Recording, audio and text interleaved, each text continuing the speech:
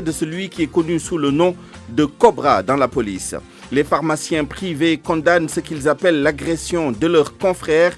Et puis à la lumière de cette affaire, notre dossier complet sur la vidéosurveillance et les données personnelles en question et les relations entre pharmaciens et clients au sujet de la vente de médicaments sans ordonnance. Et puis en mode politique, la fronde des responsables du PDS opposés au remaniement du secrétariat national s'amplifie.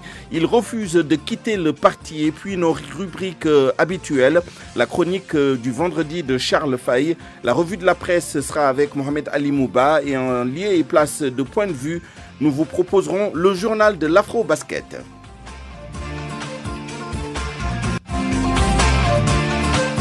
Binta Diallo, bonjour. Bonjour Souleymane. Pour les titres de l'actualité internationale. Les terroristes sont-ils en Mauritanie? Nouakchott réagit par l'intermédiaire du porte-parole du gouvernement Sidi Ould Salem. Ebola qui poursuit sa progression meurtrière en RD Congo. Le sud de Kivu frappé par le virus, bilan 2 morts. Bonjour à vous, cher Tidiane Diagne. Bonjour à vous, Suleiman. À la fin de ce journal, le journal de l'Afro-Basket, vous nous proposez le menu de cette Justement, édition. jour de demi-finale pour l'Afro-Basket féminin, 2 chocs attendus. D'abord, Nigeria-Mali pour des retrouvailles, comme ce fut le cas en 2017, Sénégal-Mozambique en début de soirée pour le tableau complet de la finale. Ce matin, on a démarré les matchs de classement et nous serons en direct du Dakar Arena avec Sodakiam. Nous vous retrouverons, Binta Diallo et vous-même, tout à l'heure pour le développement de tous ces titres.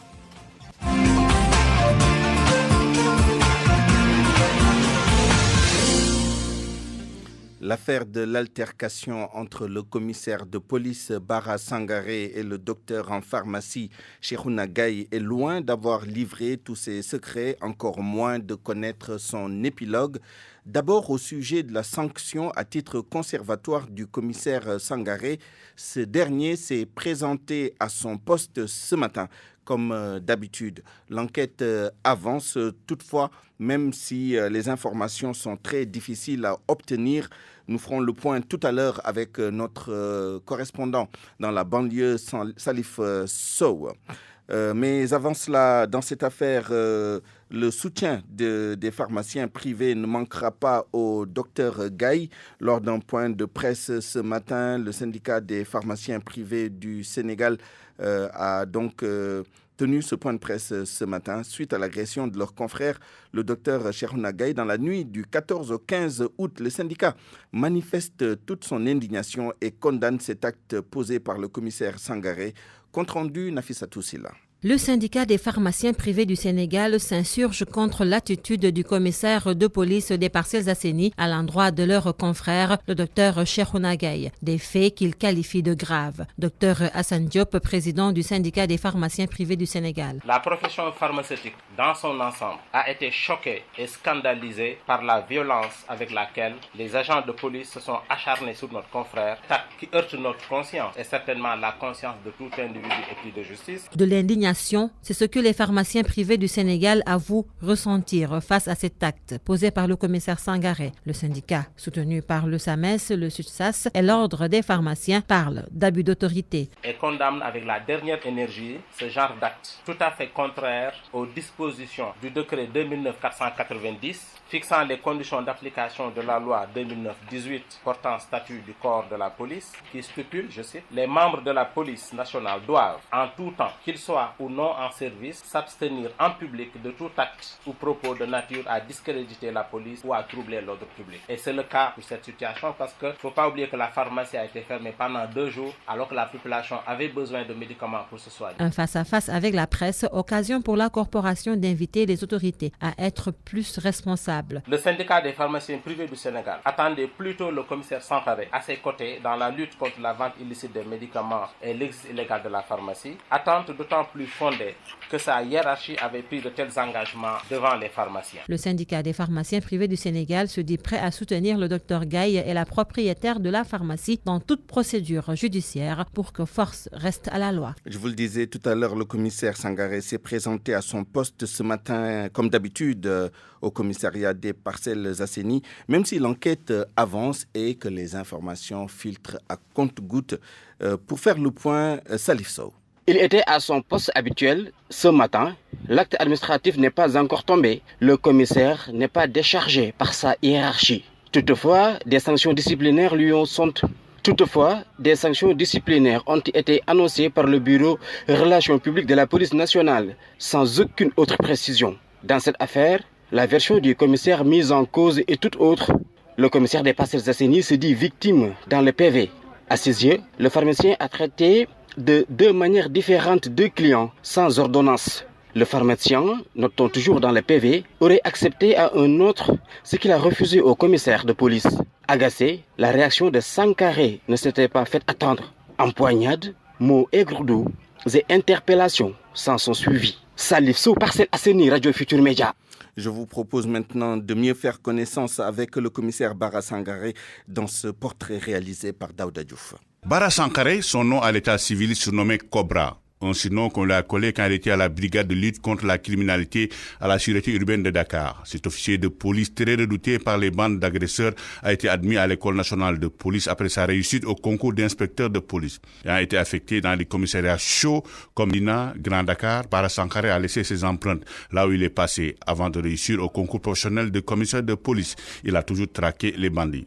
Cet officier, Sankaré, a marqué son passage à l'école nationale de police en faisant partie de ces officiers de police radiés et repris après avoir participé à la bastonnade d'élèves policiers. Ayant occupé son premier poste plein en tant que commissaire au niveau du commissariat des Parcelles Assainies, ce jeune commissaire de police est peint comme un homme rigoureux, ferme et très professionnel, même s'il a commis une faute professionnelle grave lui ayant coûté sa sanction, c'est-à-dire relever de ses fonctions pour abus de pouvoir. Bara Sankaré est mis au frigo pour reprendre le langage des policiers.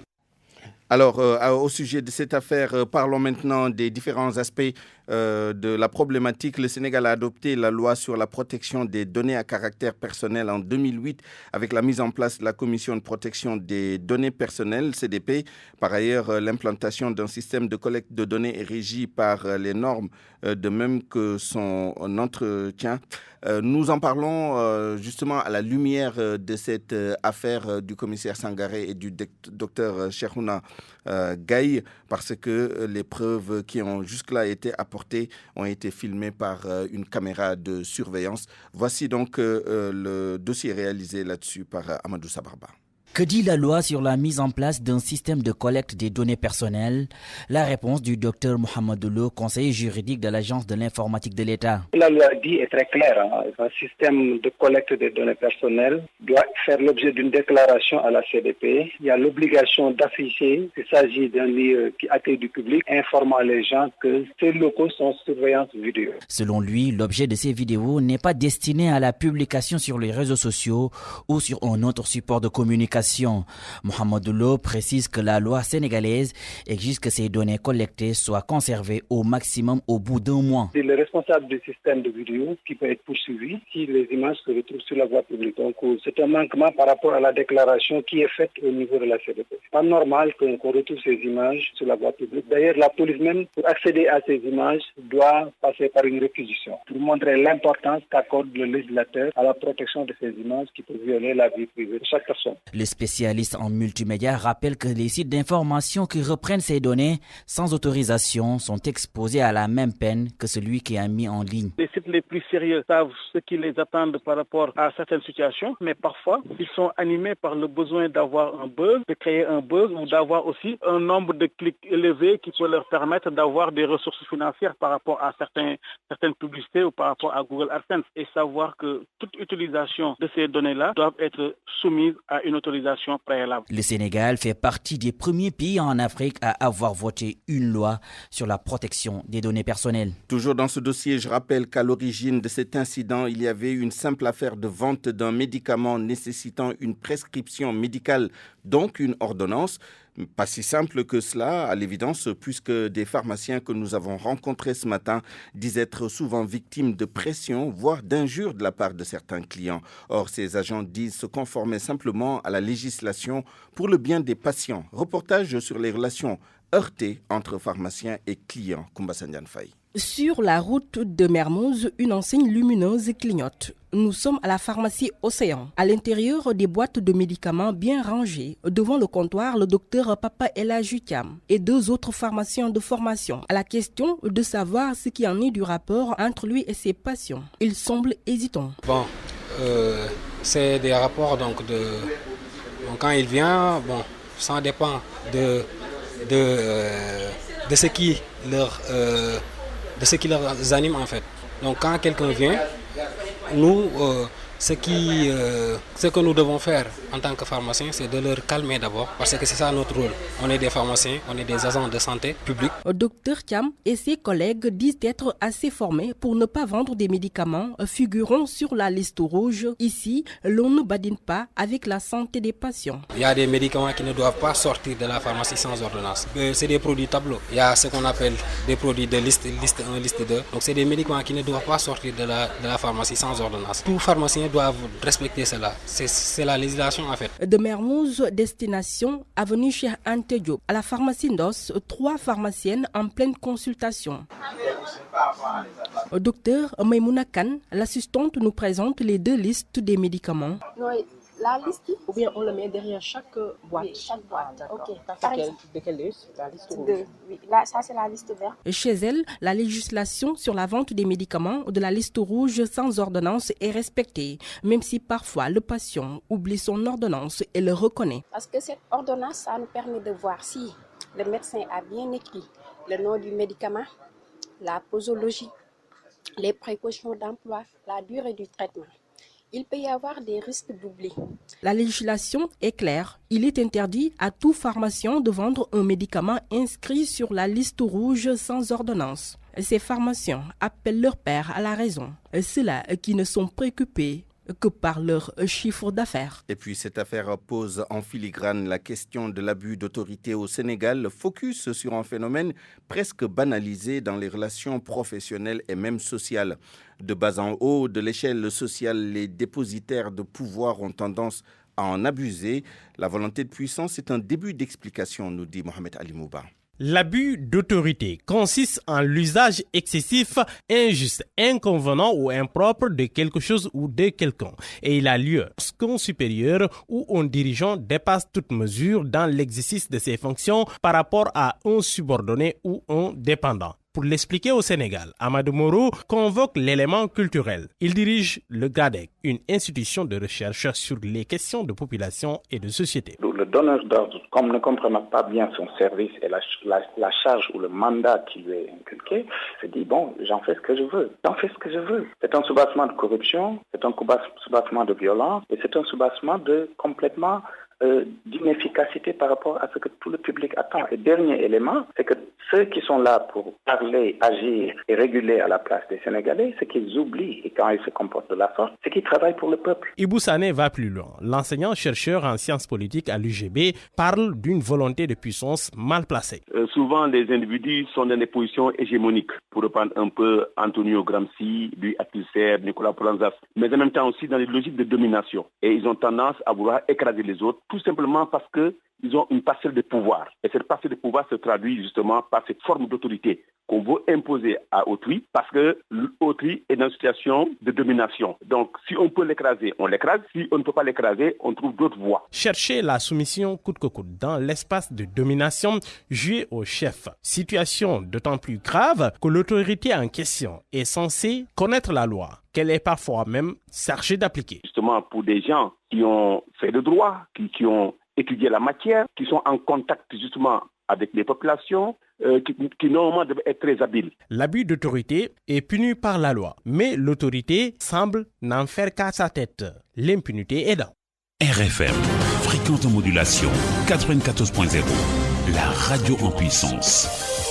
RFM Midi. Le reste de l'actualité, le contenu local de l'exploitation pétrolière et gazière expliqué aux populations de Kayar pour apaiser la tension suscitée par les craintes d'un impact environnemental, économique et social négatif de l'industrie pétrolière. Le maire de Kayar a fait appel à un expert pour éclairer la lanterne des populations locales.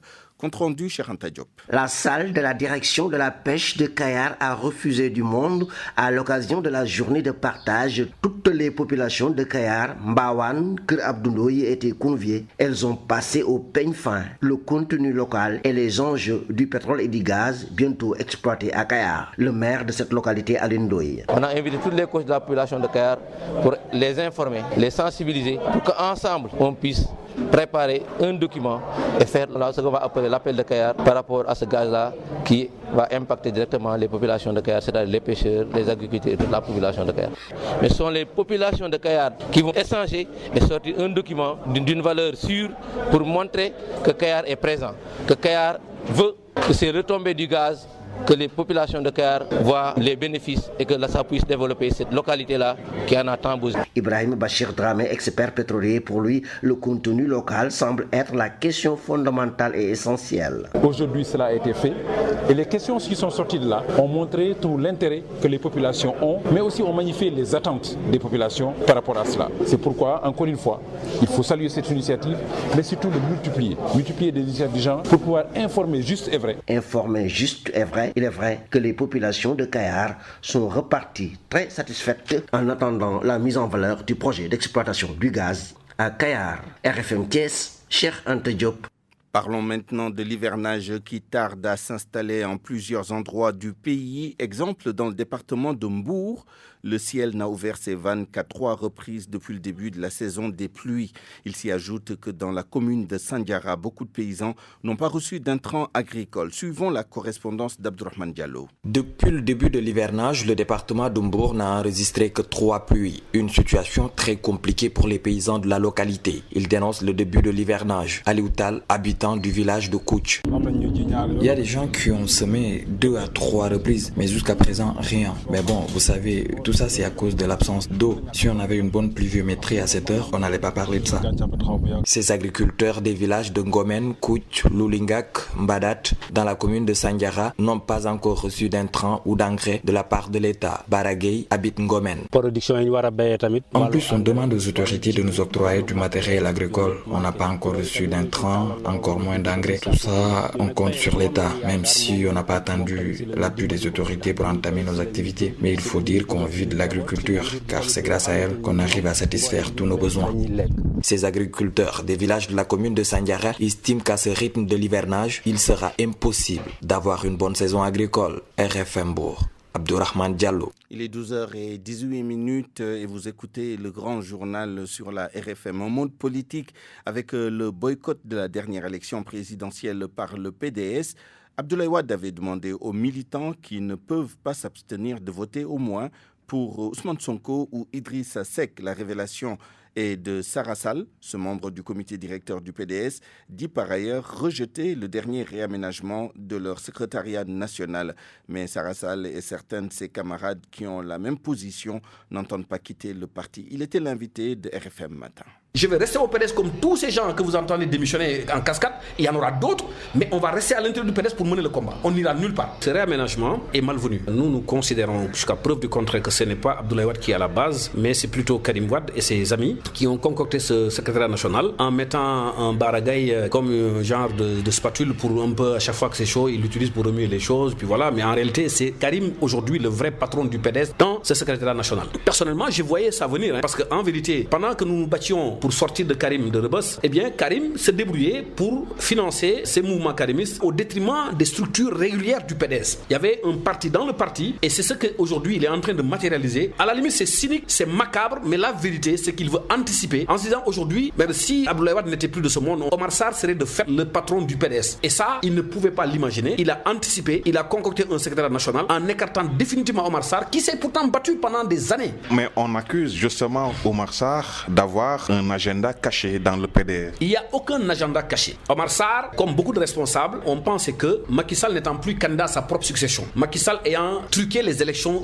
présidentielles passées, le PDS, à l'issue des élections législatives 2017 déjà, a sorti un livre blanc. Dans lequel livre blanc, ils ont estimé que plus jamais le PDS n'accepterait que Macky Sall et son ministre de l'Intérieur organisent une élection dans les mêmes conditions. Et que nous n'allons pas boycotter cette élection, mais nous allons empêcher sa tenue. Alors, sous ce rapport, la présidentielle, vous avez vu la posture d'Abdoulaye Wade. Il a d'abord demandé à ce qu'on brûla donc les cartes d'électeurs, les bureaux de vote, et ainsi de suite. Après des interventions, cela, il a dit, bon, écoutez, personnellement, en tout cas, je ne suis pas prêt à participer à une quelconque mascarade. Ceux qui ne pourront pas faire comme moi peuvent au moins aller soutenir Idrissa Seck ou Sonko. Il a fait une note dans ce sens. RFM. L'actualité internationale.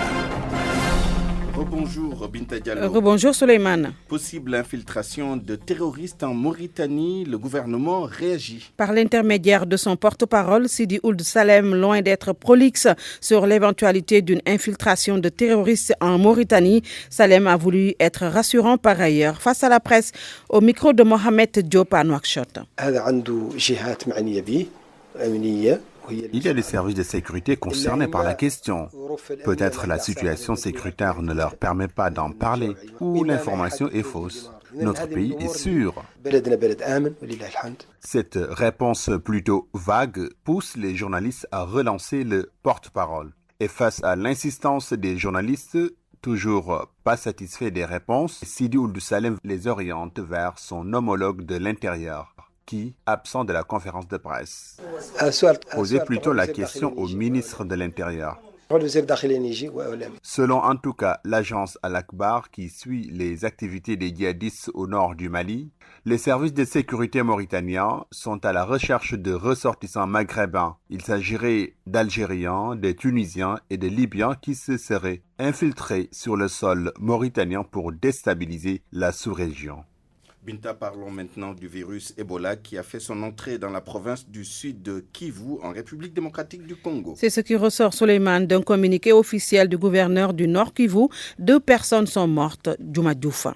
2 premiers cas d'Ebola à Bukavu, c'est selon un communiqué signé par le gouvernement. Il s'agit d'une femme âgée de 27 ans et de son fils de 7 ans. D'après le même communiqué, des mesures seront prises pour renforcer la surveillance au point d'entrée. Ce jeudi, la coordination pour la riposte contre Ebola a annoncé la découverte de 2 molécules curatives. Le professeur Jean-Jacques Bouyembe, à l'origine de l'un de ces produits, a fait l'annonce à Kinshasa devant la presse. Il se félicite des avancées réalisées dans le cadre de la lutte. Désormais, les malades ont 90% de chances pour guérir. Selon le professeur, ces produits vont aider à mettre fin à la méfiance des populations. Cependant, ces prévisions ne sont pas partagées par plusieurs ONG engagées dans la riposte. Au Soudan, on s'achemine vers une transition politique. Le Soudan aura un nouveau Premier ministre. Il a été choisi hier jeudi par les protestataires. Abdallah Hamdok doit être confirmé selon RFI mardi prochain par le Conseil souverain Adi Maguette Ndiaye. Le choix de l'Alliance pour la liberté et le changement s'est porté sur haut fonctionnaire international. Économiste de carrière, Abdallah Hamdok occupait jusqu'à l'année dernière le poste de vice-secrétaire de la Commission économique pour l'Afrique à l'ONU. C'est manifestement à l'unanimité qu'il a été désigné ce jeudi pour diriger le futur gouvernement de transition. Une équipe dans laquelle les civils occuperont une place prépondérante puisqu'ils devraient être au nombre de 18. Seuls 2 ministères seront du domaine réservé des militaires, la défense et l'intérieur. Le choix d'Abdallah Hamdok devrait être officialisé mardi prochain. Le dernier mot revient en effet au Conseil souverain qui doit diriger la transition. Et c'est tout pour cette page internationale, Souleymane. Merci à vous, Binta Diallo. RFM Sport. Et d'abord, les Navétanes, l'organisme national de gestion des activités de masse, se félicite de l'adhésion des ASC, la structure rivale de l'ONCAV, qui a changé de dénomination il y a peu de temps, veut faire les Navétanes autrement. Ousmane Yantiam, président de l'ONGAMA. Notre credo, c'est vraiment de mettre en exergue les ASC pour que les ASC soient même bénéficiaires des ressources additionnelles qui viennent dans l'organisation des Navétanes. Donc, nous nous attelons à ça et nous voyons qu'il y a beaucoup, dans certaines régions, il y a une affluence vraiment monstre parce que les dirigeants du renouveau font du très bon travail. Les ASC sont libres de s'affilier où elles veulent. Vous savez, les ASC n'appartiennent pas ni à l'ONGAM ni à l'ONCAV. Elles sont tout simplement libres de s'affilier dans la structure qu'elles veulent et de mener à bien leurs activités. Nous sommes une entité reconnue par l'État, donc il n'y a aucun problème pour venir faire ces activités au sein de l'ONGAM. Et c'est pour ça d'ailleurs, si vous constatez, dans la plupart des départements, nous sommes en train de grandir et tout ça c'est à cause de ce que nous montrons et des objectifs que nous voulons atteindre. Surtout organiser des activités dans la durée des vacances, ne pas déborder dans les vacances, promouvoir la transparence dans la gestion des ressources que les ASC partagent et puis vraiment organiser d'autres activités faire du mini-foot, organiser du foot féminin, organiser des jeux de société, des jeux de combat. Et vraiment, c'est ça qui nous anime. Et les ASC adhèrent à notre projet. Le reste de l'actualité sportive à l'international avec les débuts ce vendredi du championnat d'Espagne. En ouverture à 19h, le champion en titre, le FC Barcelone, est en déplacement à Bilbao chez Atlético. Messi sera absent. En Allemagne aussi, on démarre un peu plus tôt à 18h30. Le Bayern Munich accueille le Hertha Berlin. Et puis deuxième journée en Ligue 1 française ce soir à 18h45. Lyon croise le SCO d'Angers. Le portier sénégalais Alfred Gomis annoncé à Dijon en Ligue 1 française. Alfred Gomis qui a disputé la CAN avec les Lions, âgé de 25 ans, devrait s'engager dans les prochains jours. Formé au FC Torino, Alfred Gomis évolue depuis 2 ans au SPAL. RFM, la chronique du jour. La chronique du jour est signée Charles Fay. Qu'est-ce qui a bien pu arriver au commissaire Sangaré des Parcelles Assainies pour qu'il prenne mouche, disjoncte et se liquéfie dans une punition vaniteuse et expéditive? Oui, comment un commissaire de sa trempe, supposé être rigoureux, en bonne santé physique, afin de supporter les nuits d'astreinte, le rythme intense de travail, grâce à des nerfs solides, un bon mental, un sens de contact et de responsabilité aiguë, a-t-il pu perdre le contrôle, déprécier sa noble fonction et donner une si piteuse image de sa personne, son grade de notre police nationale? Serait-ce dû à une forte tension provoquée par des situations éprouvantes et dangereuses dans ces Parcelles Assainies auxquelles d'autres hommes de loi pourraient être confrontés ailleurs? Ou serait-ce la manifestation de l'ivresse d'un pouvoir repu de sa propre volonté triomphante? Le grade de commissaire n'étant pas un banal galon fantaisiste, mais plutôt la sanction d'un concours sélectif permettant aux meilleurs d'entre eux de porter le prestigieux titre de commissaire divisionnaire après 9 ans d'exercice, il serait bon de chercher et de savoir comment et pourquoi le commissaire Sangaré a pété un câble pour notre gouverne, pour notre sécurité. Ce d'autant que les images peu flatteuses de l'intervention de ces hommes zélés ont choqué et ameuté toiles et justiciers modernes des temps de l'ère digitale, dont beaucoup, en vengeurs d'une société aphone d'équité, avares de générosité, ivres de fondamentalisme, épuisés et vampirisés par une misère sociale, font convenir d'au moins une nécessité, celle de débouter le pouvoirisme de notre sphère pour notre plus grand bien et celui du vivre ensemble dont le socle est le respect d'autrui et de nos institutions.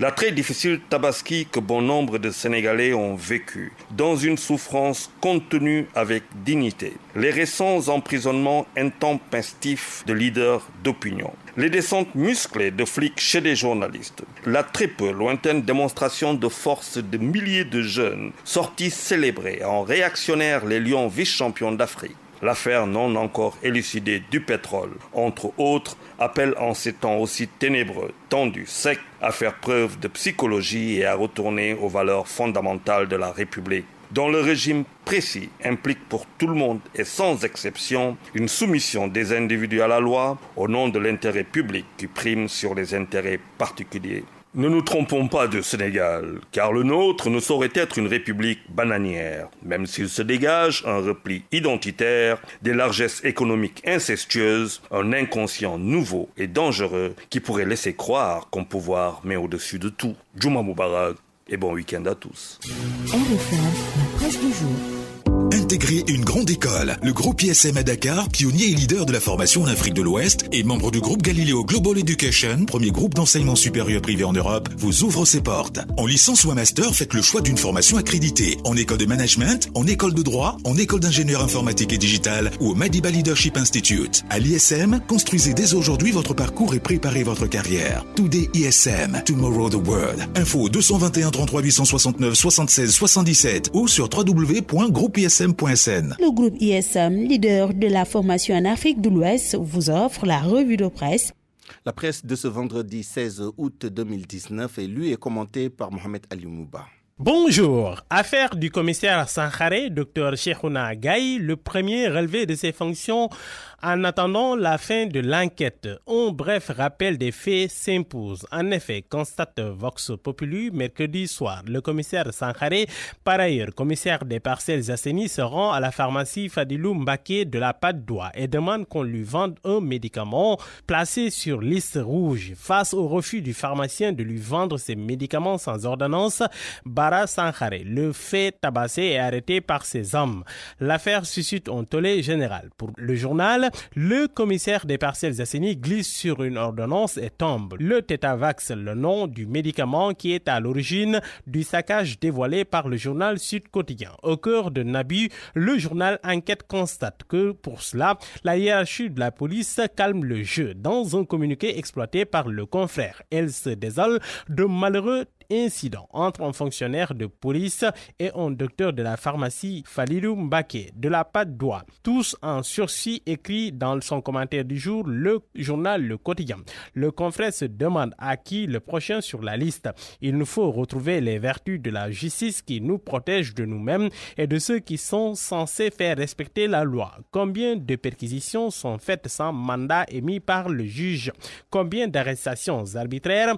Combien de citoyens sont arrêtés et menottés à cause d'une discussion enflammée avec un agent de police? Interroge encore le confrère. Citez-en, il en restera toujours. Selon donc Vox Populi, il en a d'ailleurs été toujours ainsi. Il suffit d'avoir une petite parcelle de pouvoir au Sénégal pour monter sur ces grands chevaux, se prendre la tête. Combien sont-ils ces hommes de tenue, d'hommes politiques qui usent et abusent de leur parcelle d'autorité? Que le pouvoir rend fou. Ce qui a changé au Sénégal, c'est que désormais tout se sait avec les réseaux sociaux. Et pour avoir ignoré cet élément, Cobra, c'est le surnom du commissaire, se mord la queue, constate le quotidien. Mais l'observateur allait si vite en besogne, met un bémol dans cette affaire. Il y a des versions. En tous les cas, la police a ouvert une enquête et Abdoulaye Diouf Sarr, le ministre de la Santé, se dit profondément choqué. L'ordre des pharmaciens promet une marche, une contre-attaque. Vers une modification du règlement intérieur de l'Assemblée nationale, nous apprend le journal Le Quotidien. Dans sa livraison du jour, le confrère constate que ce sera même au mois de septembre, au cours de la session extraordinaire sur la commission d'enquête parlementaire sur les 94 milliards, les députés de la majorité vont en profiter pour corser le règlement intérieur des sanctions disciplinaires contre les députés qui refusent de répondre aux convocations des commissions d'enquête. Vers l'institutionnalisation d'un déontologue aussi à l'Assemblée nationale qui devrait sévir contre l'absentéisme, sanctions qui devraient aller de la perte d'indemnité à l'exclusion. Mais le confrère se demande si tout cela n'est pas destiné à régler des comptes au député Ousmane Sonko. Crise au PDS, nous parlons politique, le curieux retournement de veste bleue, titre le journal L'Observateur. Bouclier de Karim Wade hier, ils retournent aujourd'hui leurs armes contre Wade fils. Le jusqu'au-boutisme de Wade risque d'enterrer le PDS, croit savoir Vox Populi. Mettre Wade de seule constante à simple variable. Pour professeur Riboussane, un politologue, Wade est en train de tuer le parti qu'il a construit. C'est Karim Wade qui est derrière tous les changements du PDS, complète professeur Moussa Diao, enseignant en sciences politiques à l'université Gaston Berger de Saint-Louis. La nationalité sénégalaise en question, elle se vendait à 1 million de francs CFA, constate Libération. La section de recherche débute un énorme scandale au cœur de la direction des affaires civiles et du sceau. Des décrets du président trafiqués, la signature du directeur imitée. Des Syriens et des Yéménites ont bénéficié du précieux sésame. Premier à tomber, le Libanais Ali Fawaz a balancé l'agent de l'État véreux qui est en fuite. Guy Marius Sagna, selon Libération, pourrait bénéficier d'une liberté provisoire. À preuve, le confrère nous dit que le parquet va communiquer au doyen des juges aujourd'hui son réquisitoire suite à la demande de mise en liberté provisoire. Le parquet ne s'oppose pas et le magistrat instructeur est aussi dans de bonnes dispositions de libérer Guy Marius Sagna, nous dit Libération. Dakar vire surpeuplé de rats, c'est ce que nous dit le journal L'Observateur. La capitale sénégalaise envahie par les rongeurs. Les explications du service d'hygiène à lire dans le journal L'Observateur. Afrobasket, le Sénégal passe en demi-finale. Le Mozambique au menu des Lions en demi-finale. C'est que les Gaïndé Ndiaye ont battu l'Angola 88-54.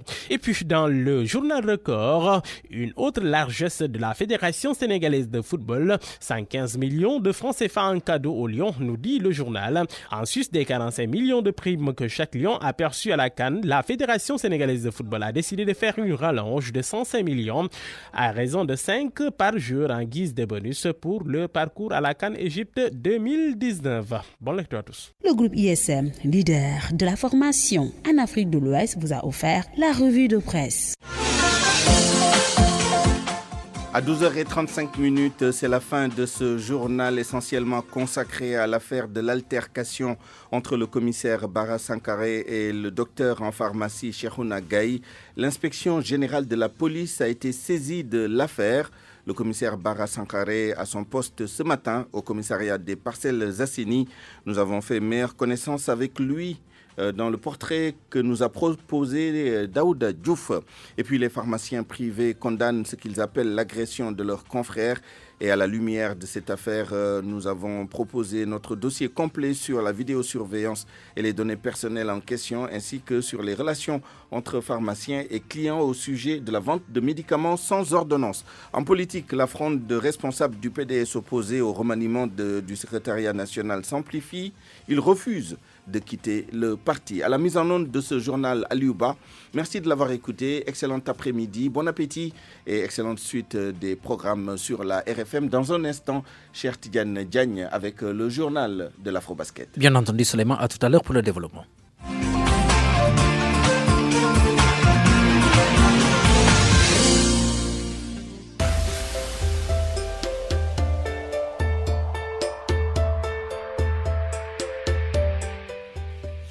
Bonjour et bienvenue dans le journal de l'Afrobasket féminin 2019. À la présentation, cher Tidiane Diagne, Aliouba assure la partie technique. Mali-Nigeria, des retrouvailles. Il y a 2 ans à Bamako, les 10 Tigers du Nigeria avaient éliminé les Maliennes à l'étape des demi-finales. En pole position pour une place en finale, le Sénégal, dans un parcours sans faute, s'oppose au Mozambique. Youssouf Boudian pour les 2 affiches. Comme prévu, les 4 meilleures équipes du tournoi, invaincues jusque-là, se retrouvent dans le dernier carré. Un carré qui est le même qu'en 2017 avec les mêmes affiches. Pour continuer la défense de son titre, le Nigeria devra à nouveau se défaire du Mali. La dernière confrontation entre les 2 sélections à Bamako a été serrée jusque dans les dernières minutes. 48-47 en faveur du Nigeria. Les Lady Tigers très impressionnants dans cet Afrobasket avec une attaque de feu, la seule qui a dépassé la barre des 100 points dans un match. La défense nigériane est également très solide, mais le Mali a des arguments avec une équipe très jeune et talentueuse. Les Aigles ont survolé leurs 3 matchs sans grande difficulté. Mais pour prendre le revanche sur le Nigeria, il faudra sortir le grand jeu, être solide en défense, beaucoup courir et faire preuve d'efficacité sur toutes les possibilités de scorer. Le vainqueur de ce duel va affronter en finale le vainqueur de Sénégal-Mozambique. Des retrouvailles également entre 2 sélections qui se sont affrontées en demi-finale de l'édition précédente. Les Lions n'avaient pas forcé leur talent pour s'imposer avec 20 points d'écart, 72-52. Le Sénégal a jusque-là assumé son statut de favori en dominant tous ses adversaires avec la manière. Ça a été le cas en quart de finale contre l'Angola qui a eu du mal à contenir les attaques des Lions. Mais en défense, le sélectionneur Cheikh Sarr estime qu'il y a encore des efforts à faire. Ce sera d'ailleurs le chantier majeur face à une équipe mozambicaine qui a mis 80 points en quart de finale face à l'Égypte. Le Mozambique au menu des Lions pour ses demi-finales. C'est à 19h ce soir au Dakar Arena. Le Mozambique, un style de basket qui s'apparente à celui de l'Angola que le Sénégal a battu hier en quart de finale. Mais cela ne garantit en rien un succès aux Lions, avertit Cheikh Sarr. Lui, c'est le coach de l'équipe du Sénégal plutôt. Alors, Mozambique, c'est une excellente équipe, très bonne équipe. Une équipe qui arrive en demi-finale. Il faut la prendre au sérieux comme l'Angola. Je pense que c'est le même jeu. Le jeu lysophone, on le comprend. C'est pénétrer, sortir de la balle, tirer à 3 points. Décalage. Je pense qu'on a les vidéos. Elle a proposé un plan de match. Les jeux ont commencé depuis. C'est un processus qui continue. On fait des réajustements tous les jours. Et on ne rencontre jamais la même équipe. Ce n'est pas les mêmes joueuses, ce n'est pas les mêmes entraîneurs, ce n'est pas la même préparation. Donc nous aussi, il faut qu'on change de paradigme. et comprendre que si on met en place un bon projet par rapport à la récupération, à la bouffe, à la sérénité des filles, qu'il n'y ait pas de perturbation. Des propos recueillis par Youssouf Bodjan, une confrontation de haute facture attendue également, une finale avant la lettre entre le champion en titre, le Nigeria et le Mali, un duel sans merci qui promet l'ex-sociétaire du Dakar University Club Nassira Traoré a lu hier la qualification du Mali en demi-finale, des propos recueillis par Sodekam. Le Nigeria est une très bonne équipe et on va essayer de faire ce qu'on a à faire. On ne sait jamais, elle peut perdre difficilement aussi. Ici, on n'est pas au Mali. Ça se joue sur le terrain. C'est comme j'ai dit depuis le début, on va aller match par match. Il faut jouer sur le terrain pour voir. Si on gagne, on est en finale. Est-ce qu'on peut s'attendre à ce que le Mali vienne avec une ère de revanche face au Nigeria? Ah, pourquoi pas, mais ce n'est pas une revanche. C'est juste un match. Et puis c'est la demi-finale. On ne va pas penser que le Nigeria nous a battus. On veut gagner tout simplement. Ce n'est pas une revanche. C'est la demi-finale. La demi-finale, c'est la demi-finale. La pression sera beaucoup plus du côté du Nigeria? Nous, on n'a pas de pression. Bien, on joue, si on gagne, c'est bon. On rêve d'aller en finale. À l'instant donc, Nassira Traoré, ex-sociétaire du Dakar University Club, que vous avez connu, que vous avez plutôt connu donc sur les parquets du stade Djem Marius Ndiaye. Nassira donc qui fait partie de l'effectif mais aussi des cadres de l'équipe du Mali. On a démarré les matchs de classement au Dakar Arena ce matin. La première rencontre a opposé la République démocratique du Congo à la Côte d'Ivoire juste après 14h, Angola-Égypte. En direct donc dans ce journal, Soda Diam qui est présente donc au Dakar Arena depuis ce matin. Soda, bonjour. Bonjour, Charti Diagne. Alors, certainement, ça n'est fini pour ce match de classement entre la République démocratique du Congo et la Côte d'Ivoire. Il nous reste encore 2 minutes, quelques secondes pour le troisième quart-temps, mais retenez, Charti Diagne, que la RDC est devant. 41 pour la RDC, 35 pour la Côte d'Ivoire.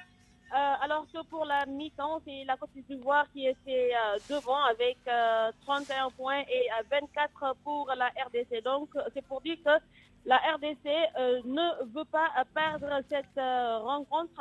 Et là, elles sont bien parties donc pour se mettre devant. Mais la Côte d'Ivoire aussi n'a pas encore dit son dernier mot, cher Tidiane, pour cette rencontre. Merci, Soda Diam en direct donc du Dakar Arena pour ce premier match de classement entre la RDC et la Côte d'Ivoire. Juste après, 14h, Angola-Égypte pour un autre match de classement. Soda Diam donc que vous avez suivi et que nous allons retrouver tout au long de la journée pour ces demi-finales de l'Afro-Basket féminin. Le journal donc est à présent terminé. Cher Tidiane Diagne était à la présentation à la technique Aliouba. Tout à l'heure donc,